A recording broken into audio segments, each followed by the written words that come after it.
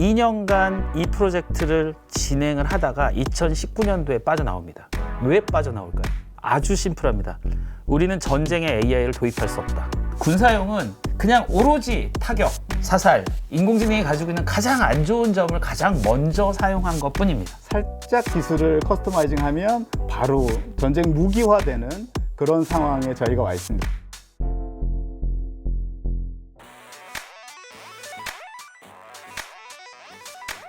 테크와 경제를 1+1으로 한 번에 배우는 시간, 테크의 1타 강사 첫 시간입니다. 제 옆에 계신 분들은 누구실까요? 1화니까 자기소개부터 해보겠습니다. 저는 머니투데이 방송 정보과학부의 이수영 기자입니다. 안녕하세요. 네, 안녕하세요. 네, 안녕하십니까. 저는 광주과학기술원 GIST라고 하는 곳에 AI 정책전략대학원 대학원장 김준하 교수입니다. 반갑습니다. 안녕하십니까. 저는 테크레디에서 CSO를 맡고 있는 조승보입니다. 광주과학기술원에서 같이 오픈 이노베이션을 추진하고 있습니다. 네, 첫 번째 시간은 다소 무겁지만 많은 분들이 관심을 가지고 있는 주제, 군사용 AI에 대해서 시작을 해보겠습니다. 그 생성형 AI도 많고 우리 요즘에 다른 AI들도 많은데 군사용 AI를 사실 AI 역사를 놓고 보면 빼놓고 갈 수는 없습니다. 이유가 여러 가지 이유가 있지만 사실 군사용에서 가장 중요한 건 정밀도거든요.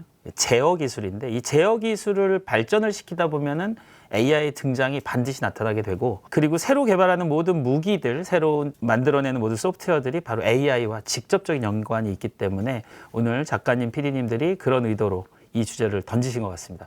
추가해서 말씀드리면 실제로 모든 전쟁에 들어가는 기술들은 최첨단 기술들이 들어갑니다. 거기에 이번에 저희들 알고 있는 우크라이나나 하마스 이스라엘 전쟁에서 보면 거기 드론이든 아니면 다양한 로봇이든 그다음에 클라우드, 인공위성, 우리가 모르는 다양한 디지털 기술들이 집적돼서 지금 전쟁이 이루어지면서 군인 피해들은 줄이고 실제로 전승은 높이는 그런 효과들을 가지려고 하고 있습니다. 거기에 사용된 디지털 기술들이 어떻게 산업에 접목돼서 실질적으로 혁신을 이뤄내는지 말씀드리도록 하겠습니다. 그런 면에서 이제 바로 저희가 좀 얘기를 해볼 게 뭐냐면, 이번에 미국이 이스라엘전에 참전하는 부분과 그리고 우크라이나 러시아 전쟁 부분에서 미국의 기술을 저희가 뛰어넘을 수는 없어요. 근데 그 중에 하나가 바로 메이븐 프로젝트라고 하는데, 정확히 얘기하면 메이븐 프로젝트는 2015년, 16년 이때쯤 시작을 했고, 이 17년도에 뭐가 시작이 되냐면 메이븐 스마트 시스템이라고 하는 하나의 시스템 개발을 합니다. 여기에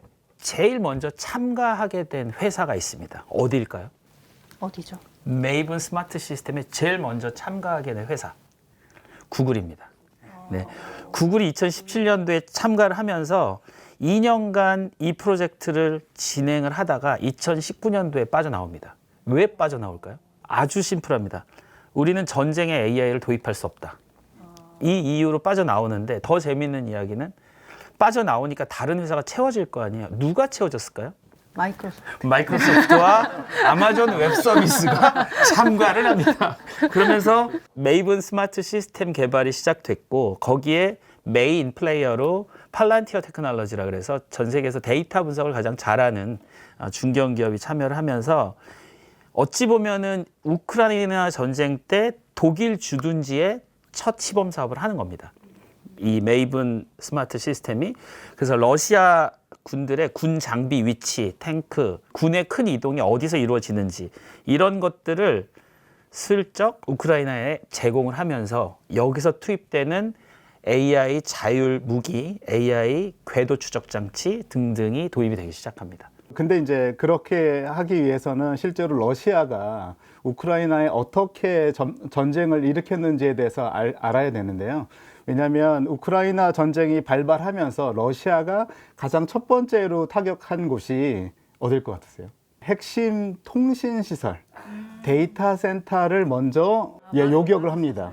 예, 그래서 통신을 마비시키고 그 다음에 이제 데이터 센터를 마비시켜서 모든 통신 내지는 정보 체계를 붕괴를 시킵니다. 초기에 우크라이나 군인들이 어떻게 작전 지휘를 하려면 스마트폰으로 했습니다.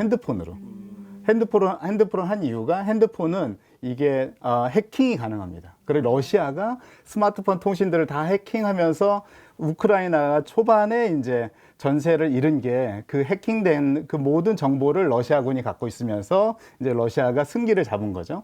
거기에 백업을 하기 위해서 실제로 우크라이나가 손을 들어서 우리가 기존의 데이터 센터에 있던 정보들을 클라우드로 이전하겠다. 지원해 줄 사람 마이크로소프트가 손을 들었습니다. 스마트폰이 네트워크가 해킹되니까 해킹 안 되는 적에도 통신 위성이 필요하다라고 손을 들었는데 스타링크가 지원을 하게 됩니다. 그래서 민간의 통신 기술, 위성 기술, 클라우드 기술이 그 우크라이나 군을 디지털라이즈 하면서 실제로 우크라이나 전쟁이 지금까지 이어오고 있고 거기에 말씀하신 그런 프로젝트들이 접목이 되면서 완벽한 정보전, 인공지능 전으로 뒤바뀌게 된 겁니다. 저는 역사적으로 의미가 있다라고 보는 게 이제까지의 전쟁들은 상당히 숨어서 했어요. 그 정보전이라고 하는 것들이 이제 대놓고 합니다. 대놓고 하다 보니까 이제는 뭐 스마트폰을 해킹하고 하는 이런 이 시큐리티 부분도 당연히 군사적 기술로 들어가고 원래 있었던 기술이었는데 이제 대놓고 드론이 가서 자폭을 하는 이런 일도 있고 스마트 드론이라고도 하고 우리가 쏘는 총이나 대포가 스마트 탄이에요. 목적지만 가서 때리고 목적지가 아니고서 안 터져요. 이런 전쟁들이 시작됐기 때문에 그런 면에서 인공지능의 현재 시대는 전쟁도 마찬가지로 오프닝을 했다라고 생각을 합니다. 그러면 각국 AI 군사 기술 현황에 대해서도 좀 궁금한데 지금 어떻게 진행되고 있나요? 그 부분은 이제 우크라이나 같은 경우는 이제 완전 자율 드론. 그래서 세이커 스카우트라고 하는데 이 세이커라는 이름이 되게 재밌어요. 세이커. 네, 세이커 스카우트는 완전 자율 드론으로 이제 전쟁에 처음으로 이제 우크라이나가 도입을 했는데 이게 16세기 대포 이름입니다.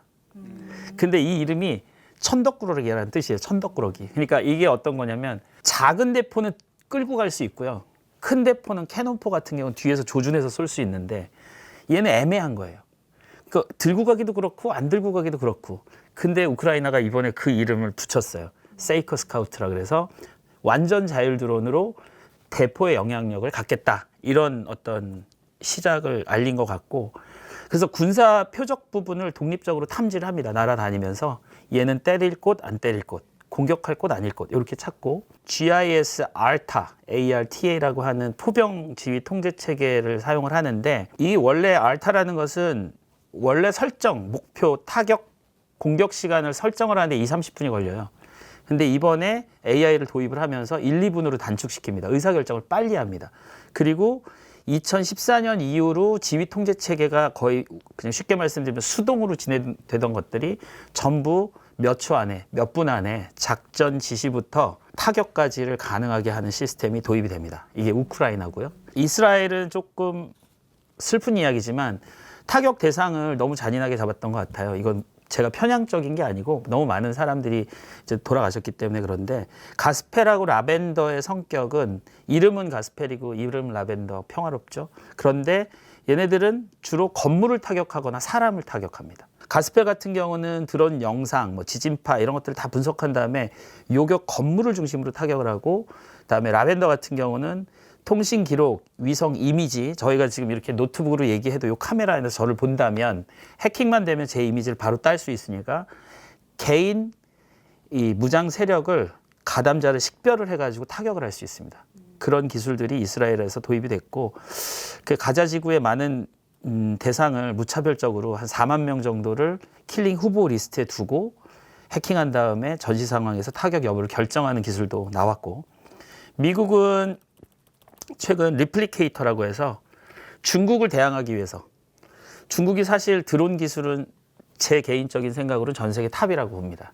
드론 기술이 이 공격 기술뿐만이 아니고 우리 상용화돼서 드론 택시 이런 데까지 확장돼 있는 기술인데 미국이 두려워하는 거는 첨단 기술이 아니에요. 중국의 대량화 기술이에요. 한번 맘만 먹으면 왕창 만들 수 있기 때문에 미국의 리플리케이터 프로젝트가 앞으로 2년 동안 중국의 대량 생산을 제어할 수 있는 첨단 기술을 대응하겠다. 이렇게 되고 있습니다.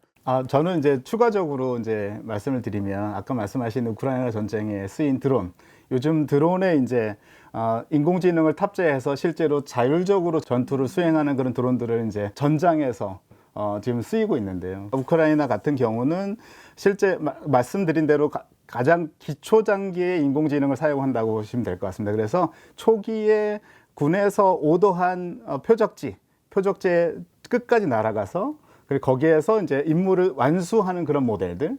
근데 그렇게 하기 위해서는 통신이 끊어지면 어떻게 하냐? 기존에는 통신이 끊어지면 드론은 복귀를 회항을 했습니다. 우크라이나 드론은 표적지까지 얘가 그 무인으로 실질적으로 이제 통제 없이 도달을 해서 좌표상에 있는 목격지를 이제 포격을 하는 거죠. 근데 문제가 뭐냐면 아직 이 드론 자체에 담겨 있는 인공지능이 미흡해서 실제로 이 대상이 공격 대상인지 그렇지 않은지에 대해서 숙지가 안 되는 겁니다. 파악이 안 되는 거죠. 그래서 사람은 제네바 협정이라는 걸 이해하고 있습니다. 이 사람이 부상자면 총격을 해서는 안 됩니다. 근데 우크라이나 전쟁에 나와 있는 드론의 영상을 보니 실제로 부상자처럼 베드에 누워 있는 사람을 폭격하는 영상이 이번에 미국에서 이제 공개를 했는데요. 아직 인공지능 기술은 전쟁을 수행할 만큼 안전하지 않다. 군대에서뿐만이 아니고 윤리적으로 상당히 조심스럽게 접근해야 되는데, 근데 왜 그런지를 한번 생각을 해봐야 된 것 같아요. 왜 인공지능은 아무리 훈련을 잘해도 우리 챗GPT 같은 경우는 뭐 한 달 이상을 훈련을 해서 인류의 모든 문서를 다 학습했다고 하는데 그래도 할루시네이션이 나오잖아요. 왜 그럴까요? 왜 완벽하지 않을까요? 본인들은 완벽하게 개발을 했다라고 하는데 어떻게 생각하세요? 왜 그런 것 같아요? AI에 대해서 오류 문제요. 오류 문제.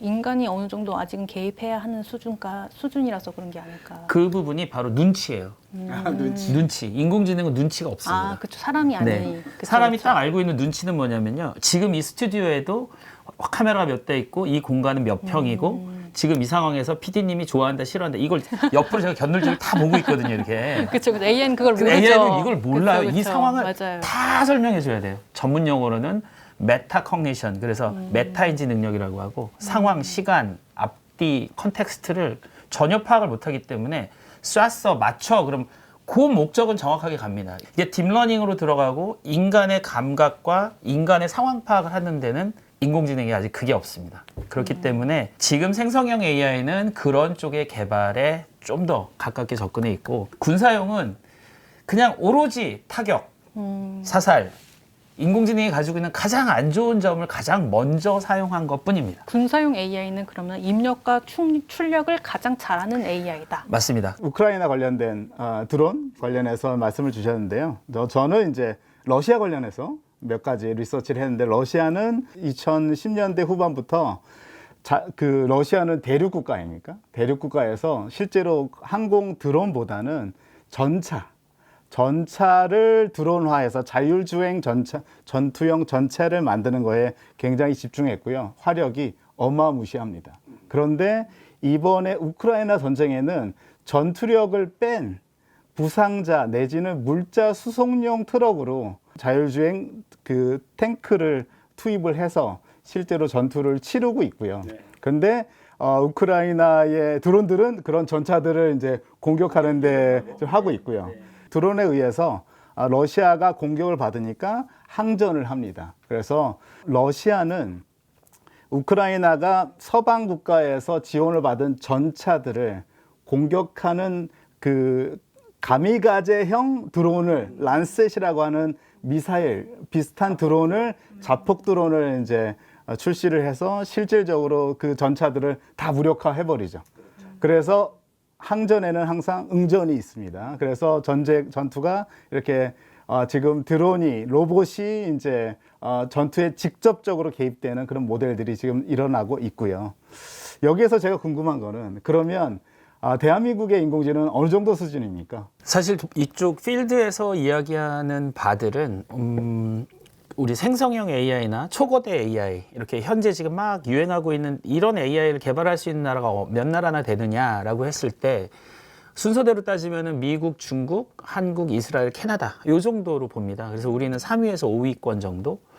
그런데 이제 우리나라가 어떤 일들을 개발을 하고 얼마나 많은 투자를 하느냐에 달려 있고 지금은 투자력이라고 봅니다. 인공지능에 정말 국가가 미래를 위해서 우리 미래 먹거리를 위해서 이제 전사적으로 투자를 해야 될 타이밍인데 과연 우리나라가 이걸 하고 있는지는 살짝 예스라고 하기엔 좀 어렵겠고 우리나라 군사용 AI도 꽤 많이 있어요. 근데 제가 아는 거는 사실 최근에 뭐 드론 작전 사령부를 우리가 이제 만들었다. 22년도에 아마 그 북한 드론이 우리나라 남산 어디에 떨어져서 이태원 쪽에 떨어져서 차렸다. 그리고 국방부의 AI는 많이 안 알려져 있어요. 그 우리나라 어떤 정보 보안이라는 문제도 있고. 전투력 관련된 인공지능 관련해서는 제가 뭐 이렇게 많이 알지는 않는데요. 저희 광주과학기술원 출신의 박사님이 만든 회사가 있습니다. SIA라는 인공위성 사진을 분석하는 그런 기업이고요. 이 기업은 실제로 하나와 여러 이제 국제기관들에서 투자를 받아서 실제로 그 굉장히 블러한 인공위성 사진을 판독하면서 실제로 어느 목표물을 인식을 한다든가 목표물이 이동하는 걸 인식한다든가 굉장히 다양한 기술들 그거를 그렇게 군사적으로 쓰이는 기술들을 농업에 이용해서 실제로 어느 토지에 어떤 작물이 잘 성장하는지 그렇지 않은지를 판독하는 그런 기술들. 그래서 실제로 이 위성 기술을 이용하는 그런 인공지능 회사가 같이 협력하고 있다. 이런 모델들은 저희가 이해를 하고 있습니다. 그러니까 저는 우리나라 이제 국방기술, AI 기술은 열심히 추격하고 있다라고 하는 정도가 맞는 것 같고 왜냐하면 제가 얘기를 해도 국방부에서 보안이라고 하면 아닌 거니까. 오늘 군사용 AI를 하면서 저는 재밌는 이야기들이 많이 파생돼서 나온 것 같아요. 그런 것들 중에 하나가 아마 GPS 기술인데 GPS 기술은 100% 군사용 기술입니다. 이거는 이제 항공용으로 그다음에 우주 로켓용으로 사용을 해서 우리가 익숙해져 있는 거는 GPS 기술은 X, Y축이 익숙해져 있어요. 왜냐하면 우리 운전하니까. 근데 사실 가장 중요한 판단은 Z축이에요. 이 기술 때문에 우주가 열리는 거고 이 기술 때문에 하늘로 날아다니는 건데 Z축 기술의 GPS 활용의 AI가 가장 핫합니다. 맞습니다. 그러니까 GPS 기술은 원래 미국에서 주도하고 있는 기술이었는데요. 이 미국이 주도하는 디지털 월드를 벗어나고자 하는 그런 국가들이 많습니다. 첫 번째, 중국이 독자적인 GPS를 개발하고 있고요. 두 번째, 대한민국이 GPS를 개발하고 있습니다. 우버 택시를 호출하는 그 GPS 기술 내지는 그런 인공지능 기술이 실제로 우크라이나 전쟁, 아까 말씀하신 2-3시간 걸리던 포대를 결집시키는 내지는 집중 포화를 유도하는 그런 유도 장치를 우버 앱을 한 2주 만에 커스터마이징해서 바로 개발해서 실제로 전쟁에 사용됐습니다. 그래서 우리가 늘 사용하는 이런 인공지능 서비스들이 이게 살짝 기술을 커스터마이징하면 바로 전쟁 기술로 전쟁 무기화되는 그런 상황에 저희가 와 있습니다. 그래서 이게 종이 한 장 차이입니다. 어떻게 AI를 활용하느냐에 따라서. 그렇죠. 그리고 우리가 어릴 때 보통 봤던 이 요격 기술. 그래서 우주선이 떠 있다. 근데 얘네가 외계인이다. 그럼 우주선을 쏘잖아요. 사실 그게 쏘는 거는 만화 영화의 애니메이션 기법이라면 사실 쏘는 게 전파를 쏘면 드론이 떨어져요. 이걸 안티 드론이라고 합니다. 안티 드론 기술이 현재 드론 개발 기술은 군사용으로는 상당히 중요하지만 또 반대편 적국 입장에서는 안티 드론 기술이 가장 중요해요. 오기만 해봐. 요격을 하는데 기존의 요격 기술들은 다 통신 장비를 무력화시키는 거예요. 그래서 원격 제어를 위한 무선 통신을 방해하는 게 뚝 떨어집니다. 이렇게 되면. 그리고 GPS를 통해서 위성 통신을 또 방해합니다. 뚝 떨어집니다. 문제가 생겼어요. 이번에도 아마 러시아 쪽이나 이스라엘 쪽에서 문제가 생겼기 때문에 이 안티 드론을 잘 안 썼을 텐데 도시가 뭉쳐 있는 곳에서는 도시가 마비가 돼버립니다. 통신 장비를 못 쓰게 해버리고, 그러니까 우리 휴대폰도 난리가 나고 위성 통신으로 하고 있는 사업들이 많은데 일반 사업들이 전부 마비가 됩니다. 그러니까 새로운 기술이 나왔어요.